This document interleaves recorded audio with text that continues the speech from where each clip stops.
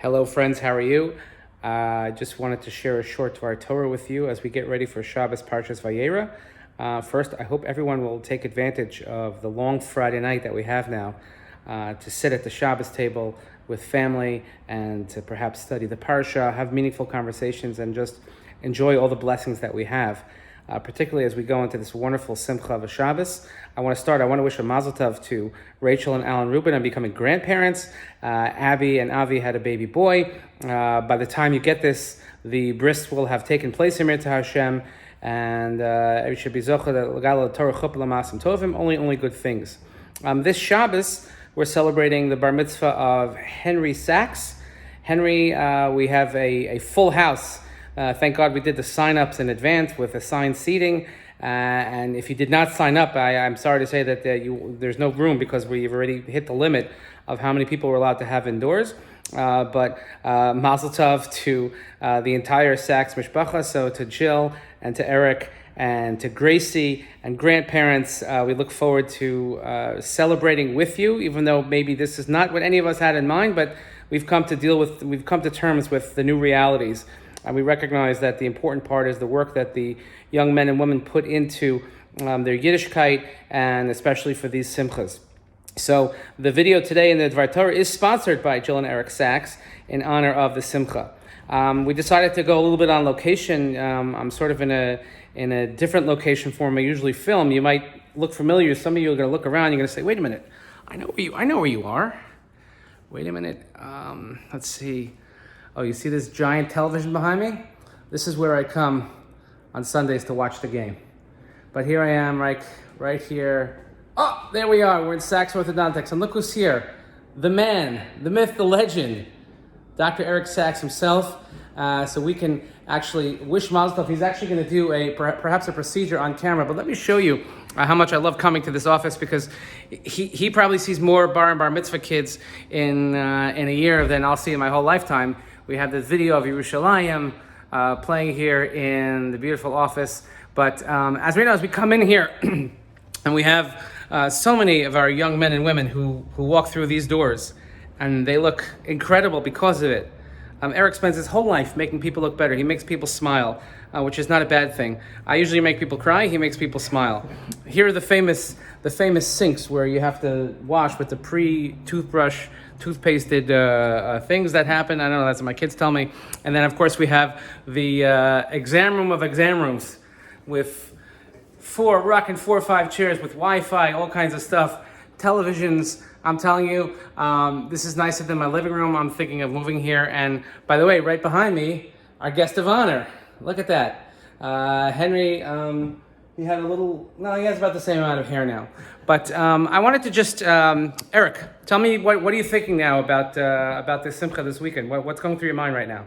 Oh, I'm just incredibly excited. It was surreal today, being in shul and hearing him lean, and it's incredible. Yes, we had a little bit of a Thursday run through because we did today was Henry's actual Hebrew birthday. So this morning, Thursday, we had a late service where Henry was able to lane the first Aliyah, as we do every Thursday. And because there are a lot of people who unfortunately can't come because they're out of state or just not comfortable coming, so we're able to stream it live on Zoom, and it was recorded. So luckily we were able to get that done, and people were able to already get a taste, a small glimpse of Henry's talent. Now, Eric, at what point did you know that Henry was something special? I mean, and it's a biased question because he's your son, but you've heard him sing. We've been blessed to hear him sing for years and years in shul, and I had the privilege to teach him. He sings in the shower. He sings when he brushes his teeth. He sings Hebrew songs when he's getting dressed, first thing in the morning. I mean, the kid he just loves it. And where does he get that from? The mother's side. So it's from Jill. So I was thinking about an appropriate Devar Torah, and I'm going to sit here in in this beautiful exam chair. It's like a gaming chair of some sort. Here we go. I was thinking about orthodoxy and orthodontics. And when we talk about a bar mitzvah boy or a bat mitzvah girl, remember Henry's a twin, and earlier this year we celebrated Gracie's bat mitzvah. And one of the things that I've always used as an example particularly when it comes to Orthodox Judaism, is that when we want to move the needle, when we want to make progress, we want things to happen. So I learned this lesson a long time ago from a great rabbi, and he said orthodoxy is like orthodontics. When a young boy or a girl walks into this office and they have crooked teeth and they want straight teeth, and as much as the parents or as much as Dr. Sacks would love to say, I'm going to fix it on the spot, we all know that's not possible. But through very carefully crafted technique and a tremendous amount of patience, we realize that in one shot we can't fix and straighten the teeth. But if we apply a little bit of pressure over a long period of time, we'll get those teeth where they need to go, and they will walk out of these doors with a perfect, beautiful smile. And the same thing goes with our children, and the same thing goes with Judaism, and the same thing goes with tradition. We can't expect that one day we're going to just force it down the throat and we're going to just give it to them in one shot in a microwave generation and say, here it is, here's the snapshot of Judaism, now take it and you should be perfect. It doesn't work like that. It'll never take.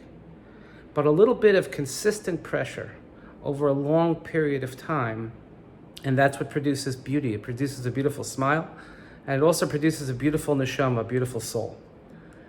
I know Jill and Eric for a very, very long time, and I see the product of the daily pressure. And I don't mean pressure in terms like lachatz, in terms of something that makes difficulty. I'm just saying consistency.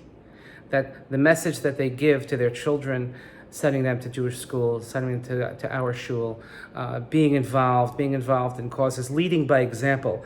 And they're probably, I know I wanted to put Eric on here because not too many people in town know him. He's not. He's trying to get his name out there that people should know who he is. I told him maybe you should advertise in some publications, local publications perhaps. But I know how important these children are to them. I know how important this simcha is to them, and I think that this is a tremendous lesson, and that's why I'm here on location, because what takes place within these walls is a lesson that we could all learn for all time, is that we have to have patience, we have to play the long game. And we have to say that, a little bit at a time, but we have to be consistent over that long period of time. And if we do so, we'll produce beautiful smiles. If we do so, we'll produce bat mitzvahs, people that when they walk under the chuppah, that they embrace our tradition, they love their Judaism, they love where they come from, they're proud of where they come from, and they're always looking to learn more. And Henry knows this, and Gracie knows this, that this is not the end of something, this is just merely a stop along the way. Because this is the message that they get consistently from their parents, from their grandparents, from their community, and from their school. So Jill and Eric, Jill on video, Eric is right here live with me. It's not often I get to have a guest on my little show here, but I'm so unbelievably proud of Henry and of Gracie, and really the job that you two have done with them.